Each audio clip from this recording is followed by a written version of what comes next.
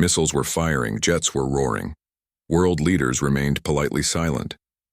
But it was Captain Ibrahim Traoré, calm, perceptive, and unwaveringly proud, who stole all the attention. At the heart of the grand Moscow parade, an African leader not only showed up, but dominated the moment, and the world noticed. Warmth. Warmth. So, hello everyone. Mr. President, it is an honor for us to be here because, as you saw yesterday, and I want to express the friendship, especially at this current stage that is very strong between the Burkinabe and Russian peoples. I can assure you that regarding the situation that Russia is currently facing with the special military operation, you have, in any case, the support of the Burkinabe people and the support of our government. Yesterday, as you mentioned, the discussions were divergent. We were able to observe the diversity, the problems of each side, as well as the needs. This morning, we will focus more on what concerns us. You already mentioned the diplomatic aspect. It was unfortunate that the embassy was closed in 1992, but I believe that we have already taken the necessary steps to reopen it. This is a point that I had emphasized, and we hope that this can be done as soon as possible, whether by the embassy or by the military mission. Currently, the sub-region is somewhat disturbed by what they know, that is, the desire for change among various peoples. We would not say that it is a desire to change partners, but rather a desire to change policies. This inevitably leads us to turn our backs on our traditional partners and turn to our true friends, such as Russia, which has supported us from the period of decolonization to the present day. In this sense, I think that during the summit they understood that in Niger there were events that led the military to also take responsibility. We are also following the news because it affects us directly. They affect us in the sense that yesterday, after my speech during the break, I had discussions with some heads of state who are inclined to point the finger directly at us, accusing us of being responsible for what is happening in the sub-region. So this also goes to say that indirectly, some people think that it is the effect of Russia, and as can be seen in most Western media, they continue to spread this kind of message. So this is a factor that must be taken into account in diplomacy. It is possible that in the coming days this country will face sanctions and we must support them, as long as their leadership pursues the same goals as us. This is a multipolar world. Sovereignty and in any case a complete change of partners because we are now fighting the same battle against terrorism with these states, and since our partners are different, although we are neighbors, we cannot work together, but we cannot collaborate, and we hope that with the new situation we will be able to support each other. There have been many changes between the delegation and the sector of the Russian Federation. As you mentioned, trade between us is quite limited, so we expect to see it increase rapidly.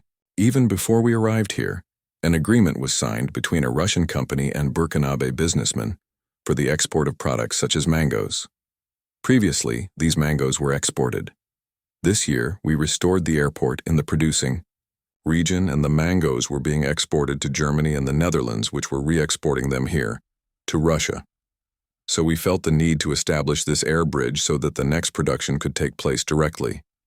In this sense, we can also, through trade, highlight that we have a variety of products that may be of interest to Russia. And in the discussions between the ministers and various businessmen, we understood that products such as mangoes, cashew nuts, and many other agricultural products could be of interest. There is also the possibility of setting up some processing plants there for certain products locally. And I know that many Russian operators will be interested in this, which will help to intensify our trade relations. Speaking of trade exchange and establishing factories, we have a crucial need for energy. In this sense, it is an important point for me, because we need, if possible, to install a nuclear power plant in Burkina Faso to produce electricity. Our position is quite strategic, because we are in the heart of West Africa. And this position means that given the energy deficit in the entire sub-region, if a Russian private investor can establish itself in Burkina Faso, he will be able to sell energy effectively to the entire sub-region. So this is a very important point for us, and we hope that you understand how this can be achieved.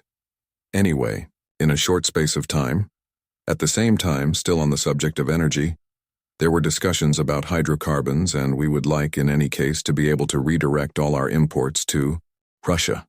There are companies with whom we have contacted, and others have also expressed their wish to count on your support in strengthening ties. This applies to all petroleum products, and we even include B-Men.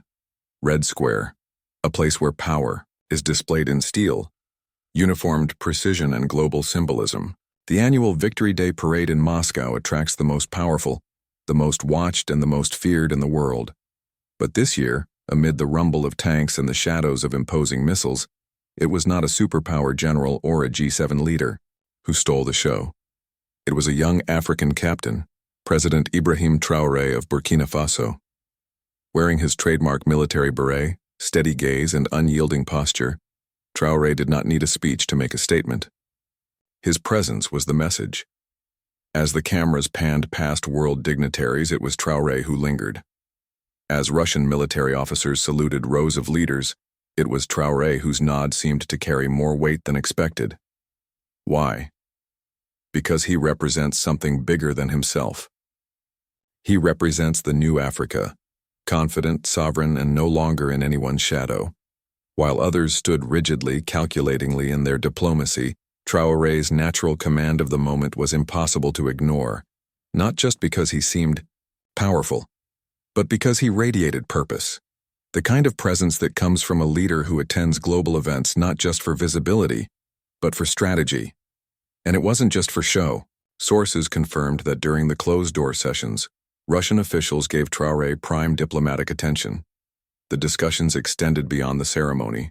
Talks about defense, trade, infrastructure, and a deeper alliance between Africa and Eurasia. While Western media questioned why he was there, Russian and African voices celebrated his importance. On the streets of Ouagadougou, the footage sparked a different kind of pride. Social media was flooded with clips of their president, confidently standing amid global powers. Comments poured in from all corners of Africa. This is our future.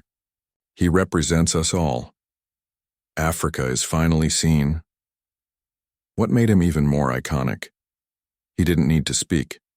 In a world driven by noise, Traoré proved that true leadership can be quiet, symbolic, and yet louder than the tanks rolling through Red Square. But his presence also disturbed some. Western analysts saw it as yet another sign of shifting alliances, that Africa's rising leaders are no longer orbiting old colonial alliances, that they are entering rooms once closed to them and emerging as equals. Traoré did not steal the spotlight by accident. He won them over by standing his ground when others expected him to keep a low profile.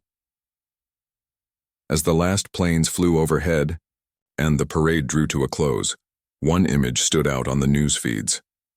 A young African captain, his eyes on the horizon, his shoulders held high, representing a continent on the rise, and challenging the world to recognize him. This was not just a parade, it was a quiet revolution in progress. And Traoré was not just a witness to history, he became part of it.